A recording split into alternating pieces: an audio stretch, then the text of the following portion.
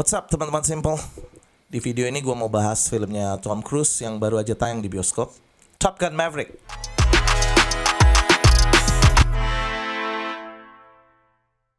Ini adalah sebuah sequel dari Top Gun di tahun 1986. Filmnya super keren. Dan apa kalian harus nonton yang part 1 dulu sebelum nonton yang ini? Jawabannya enggak. Kalau kalian udah nonton yang part 1, di film ini ada beberapa hal yang akan bikin kalian ingat sama part 1.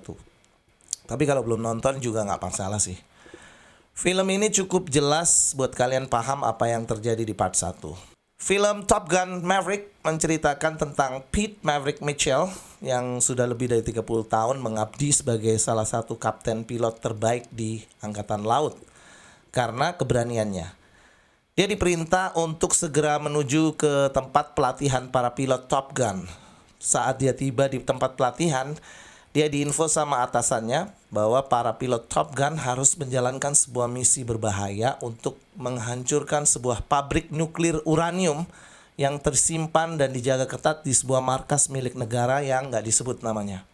Awalnya Maverick mengira dia akan kembali menerbangkan pesawat tempur dan menjalankan misi itu.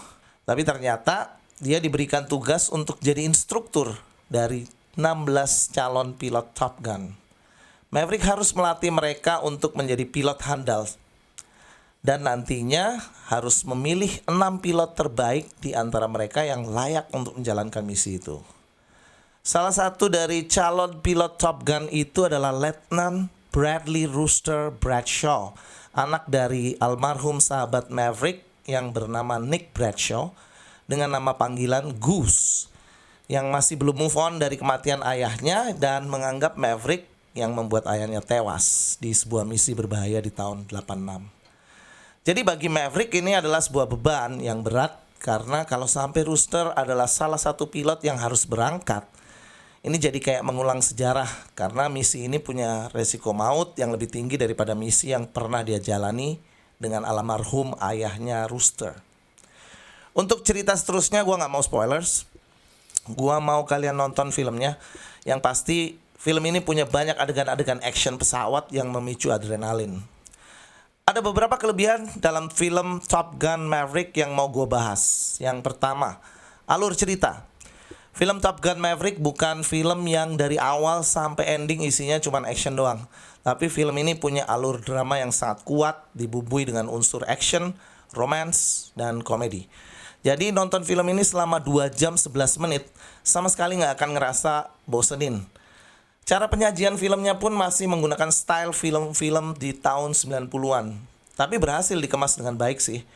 Kok bisa? Jawabannya ada di poin kedua, yaitu acting para pemain.